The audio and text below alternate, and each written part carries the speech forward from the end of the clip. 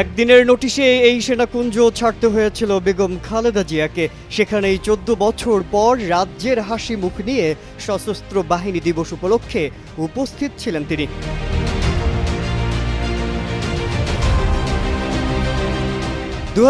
সালের 13 নভেম্বর খালেদা জিয়াকে পরিবারের দীর্ঘ 40 বছরের স্মৃতি বিজড়িত ঢাকা সেনানিবাসের শহীদ মইনুল রোডের বাড়ি থেকে এক প্রকার জবরদস্তি করে বের করে দেওয়া হয়েছিল।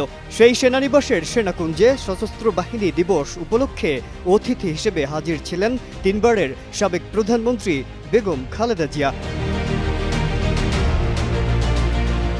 বিএনপি চেয়ারপারসন 2018 সালের পর এই প্রথম প্রকাশ্যে কোনো কর্মসূচিতে অংশগ্রহণ করলেন। এর আগে 2018 সালের 5 ফেব্রুয়ারি সবশেষ সিলেট সফর করেন। এছাড়াও 2012 সালে সশস্ত্র বাহিনী দিবস উপলক্ষে সেনাকুঞ্জের অনুষ্ঠানে অংশ নিয়েছিলেন সাবেক প্রধানমন্ত্রী খালেদা জিয়া। বৃহস্পতিবার সেনাকুঞ্জের সংবর্ধনা অনুষ্ঠানে সাবেক প্রধানমন্ত্রী বেগম খালেদা জিয়াকে আনতে পেরে গর্বিত বলে মন্তব্য করেছেন অন্তর্বর্তী সরকারের প্রধান উপদেষ্টা ডক্টর মোহাম্মদ ইউনূস। তিনি বলেন, শহীদ রাষ্ট্রপতি জিয়াউর রহমানের স্ত্রী বেগম খালেদা জিয়া এক যুগ এখানে আসার সুযোগ পাননি। তাকে পেয়ে গর্বিত বলেও জানান তিনি। দীর্ঘদিনের অসুস্থতা সত্ত্বেও বিশেষ দিনে সবার সঙ্গে শরিক হওয়ার জন্য বেগম খালেদা জিয়াকে ধন্যবাদও জানান।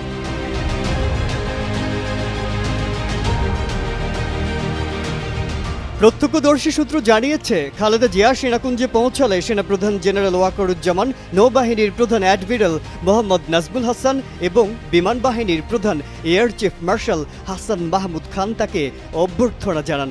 এর আগে খালেদা জিয়া গুলশানের বাসভবন ফিরোজা থেকে সেনাকুঞ্জের সংবর্ধনা অনুষ্ঠানের উদ্দেশ্যে রওনা হন। এ সময় ছোট ছেলে প্রয়াত আরাফাত রহমান, কোকোর স্ত্রী শর্মিলা রহমান তার সঙ্গে ছিলেন। প্রায় 6 বছর পর বাইরে তাকে কোনো অনুষ্ঠানে দেখেই আপ্লুত হয়ে পড়েন মির্জা ফখরুল। পরে তিনি সাংবাদিকদের বলেন, সেনাকুঞ্জে আয়োজিত সংবর্ধনা অনুষ্ঠানে সাবেক প্রধানমন্ত্রী ও বিএনপি চেয়ারপারসন খালেদা জিয়াকে যে সম্মান জানিয়েছে তাতে গোটা জাতি আজ আনন্দিত।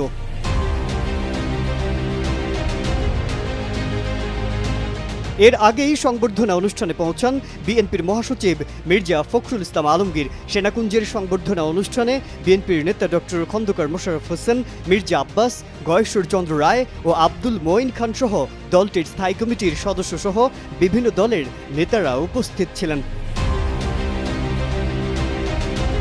এবার সশস্ত্র বাহিনী দিবস উপলক্ষে বিএনপির চেয়ারপারসন খালেদা জিয়া, ভারপ্রাপ্ত চেয়ারম্যান তারেক রহমান, মহাসচিব মির্জা ফখরুল ইসলাম আলমগীর সহ দলটির 26 নেতাকে সেনাকুঞ্জে আমন্ত্রণপত্র জানানো হয়। মাজহারুল আলম, কালের কণ্ঠ।